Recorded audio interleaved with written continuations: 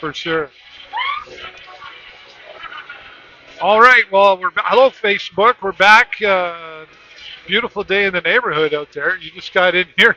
I can't see still. I missed it before. I got here earlier, so I missed it. Oh, she's been going. Yeah. It's a blustery November. The gales of November came You know early. what? People are complaining right now, and I'm just like, we've had it pretty good. Like even Friday night, we were in Point Edward, and it was like, I had my jacket on. It's it's the fine. same thing every year. If you don't expect it, then Right. Well, you were here on Friday as well, my friend, and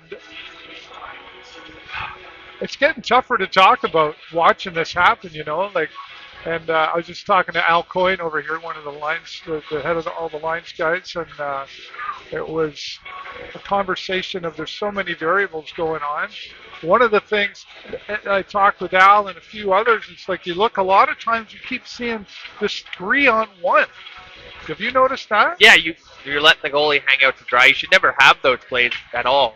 You got 5 guys on the ice and 4 of them are back. Well, it leaves, when that puck comes out, it leaves those other guys wide open to come in and steal the show, so to speak. Yeah, you got to watch. Like, people are pinching on the breakout, too. If you're going to cheat a little bit and come out to the zone, then they're going to find them. And you got to toe the line of trying to be an offensive defenseman and having all 5 guys in deep in the zone. And you kick it out, and then your goalie's hanging out to dry with a 3-on-1. They're finding ways to get the goals in. Like we saw a couple games, Jordan Bax came in there 13 seconds in, another one a minute later-ish, and then like they're getting them in, but then it just seems like they get near the end.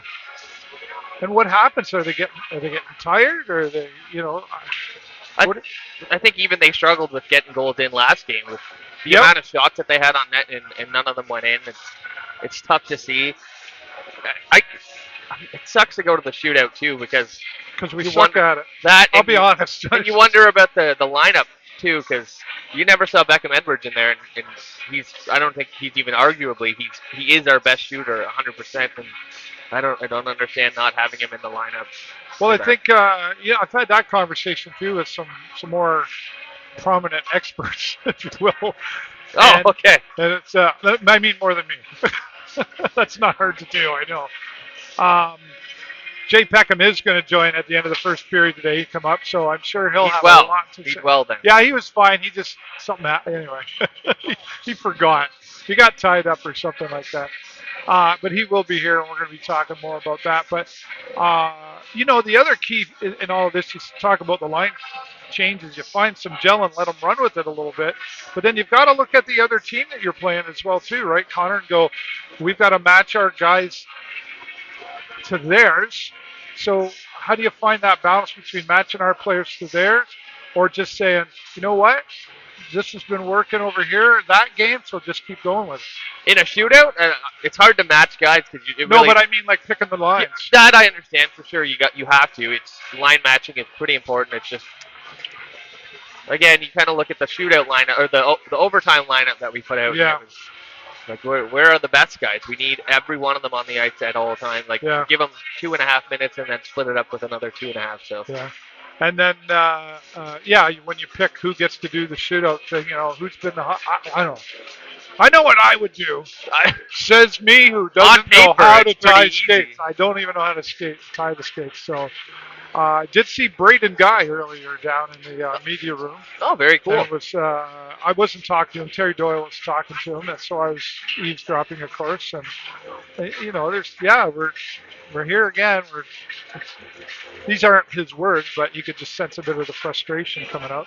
Patrick Quinlan, even the other day, he's like, he pulled himself out of the goalie net. He wasn't asked to come over. Mm-hmm. He come out, and then he's on the bench, and they're like, no.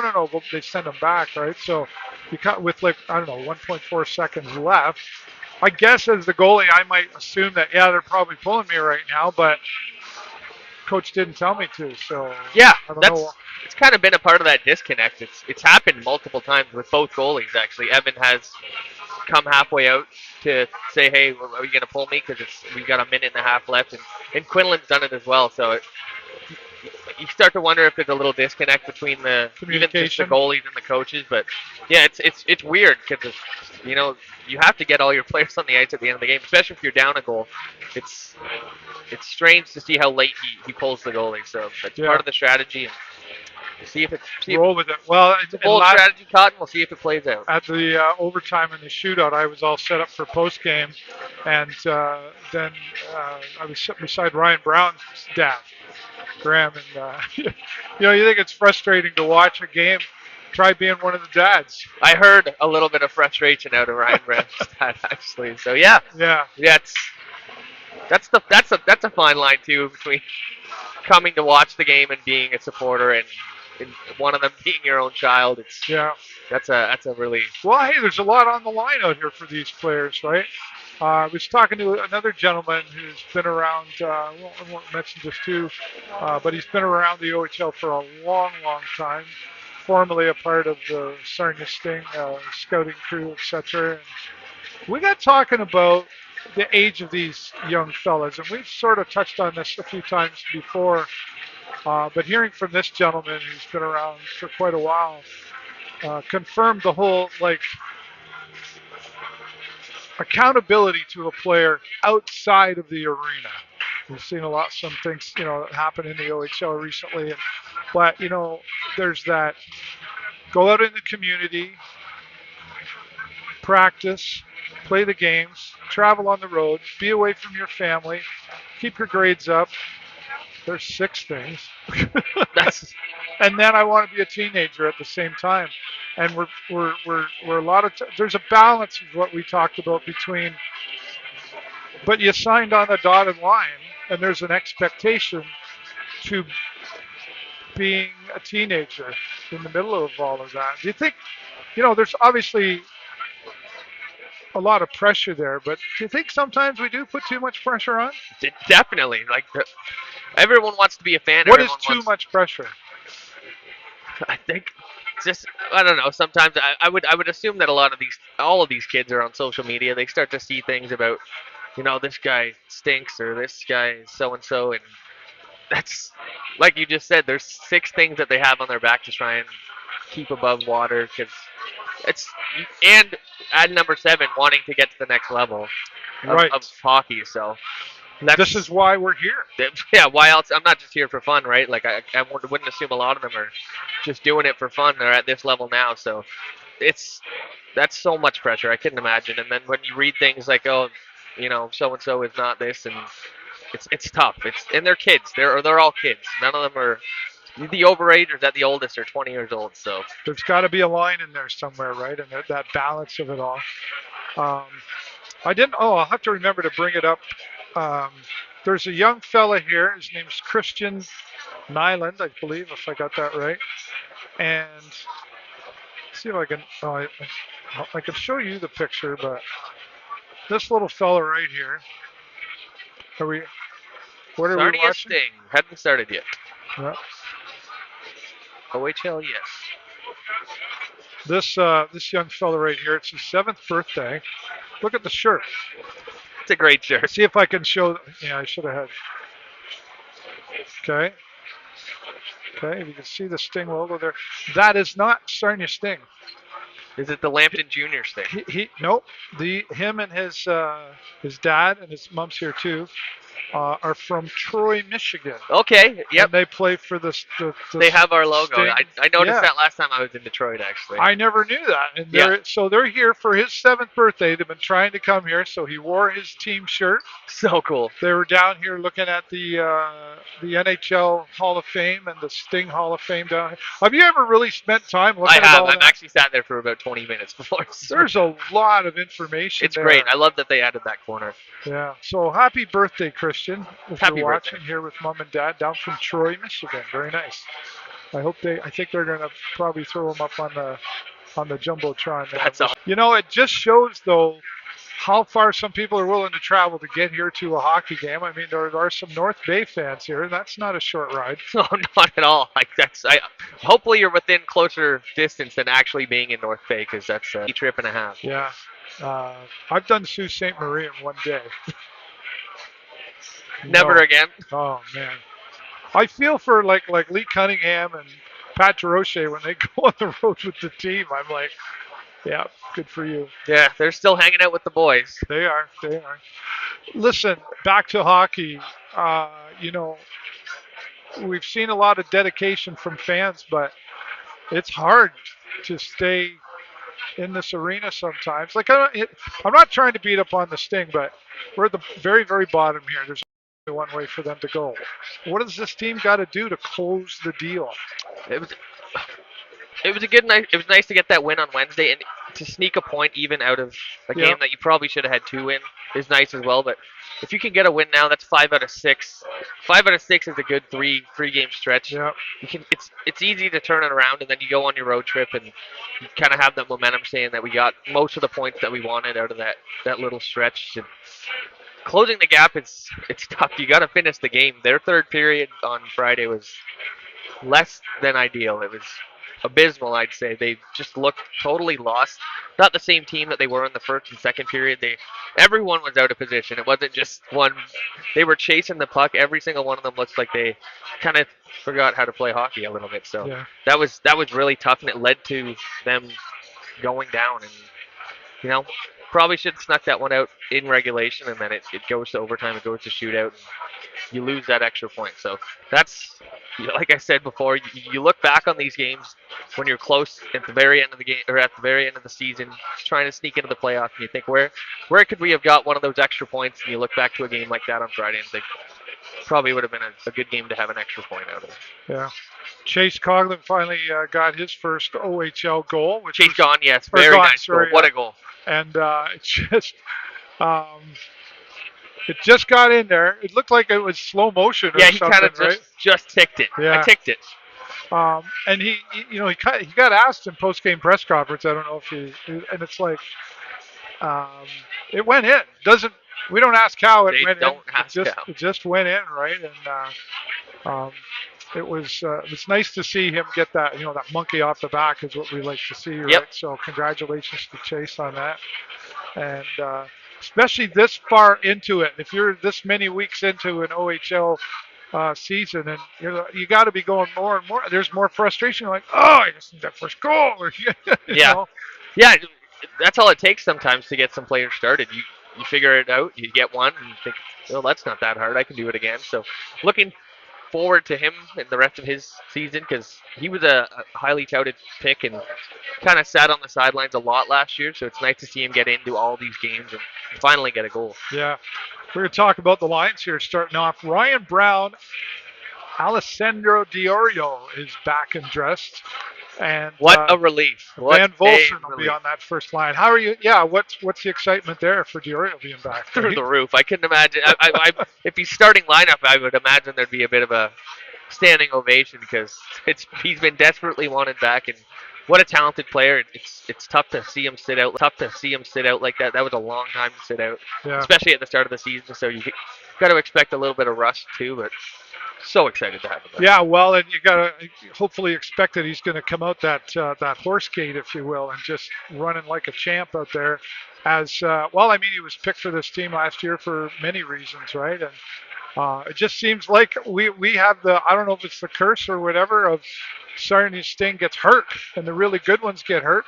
And then, of course, we had congratulations to Lamons O'Coin and Dylan Sika, who were at the U17. They're bringing back a silver, which is nice. Neither one of them are playing tonight, which I would have expected. They've been away. They've been playing hard and travel time. They need a little bit of a rest, right? But that's a nice first starting lineup. Beckham Edwards, Liam Beamish, and Chase are on line number 2. And then you third line. It's kind of a if Alessandro starting, then you want to. I don't think Letang is. You don't expect expensive. They're a great in position all the time, and Wallace has been fantastic. Rager kind of and out, but I hope. Yeah, we need everyone we can get out there. See, going back, like you said, it could be at the same time. He's got to be. Let's go, blow the whistle. Interestingly, tonight has. I didn't even wear a Sting jersey. I wore a Legionnaire. Yeah. Awesome. So we'll have a little bit. We're almost there. And live streaming the remembering of the parade and the clock. I'll be live on. Check it out there. Wearing your Sting. Take the. Conveniently placed against the North Bay Battalion. I wish we would have done it, but I've seen Max in the battalion, and it's nice to have a game, but staying red and black. Yeah. Send that email into Jake.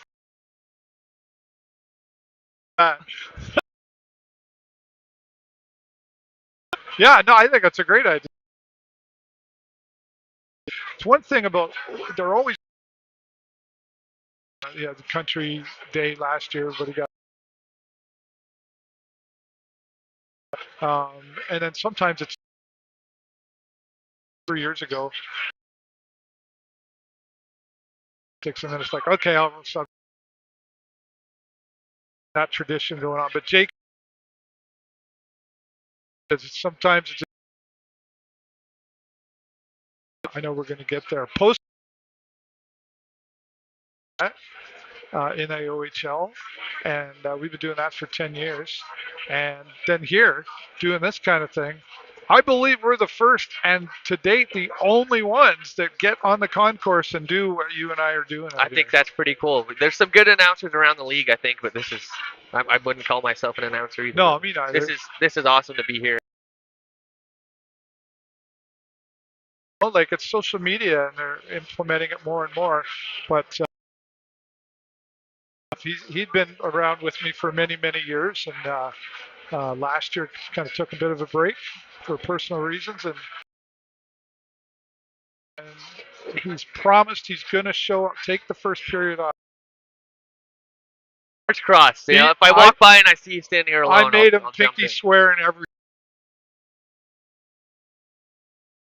His thoughts at the end of. Like I said, if I see you standing. Manchester from. Nobody here. I could probably. Up the streets. Right. Cash cab. If I had someone that could walk around with me, I would bring out my microphone. We go live and we'll have to try. Maybe you and I'll just try that one time. But I talked to these guys that are out front here. You see, like Dave McGregor, who I've known for 35 years. Great guy. And I said, you should come on sometime. Nope. Couldn't hold my tongue, he said. I couldn't hold my tongue. So I appreciate when people can understand. Right. They get it. So, all right. Well, let's see if the Sting can break the frustration that is going on out there and come ahead against the North Bay Battalion. We'll be back here at the end of period one with Jay Peckham here on Facebook. If you want to join the fun, come on over to TikTok, Facebook, and say hello to us there. We stay live up till the end of the second period. And where are we at? 2,500 likes. We're slowing down there.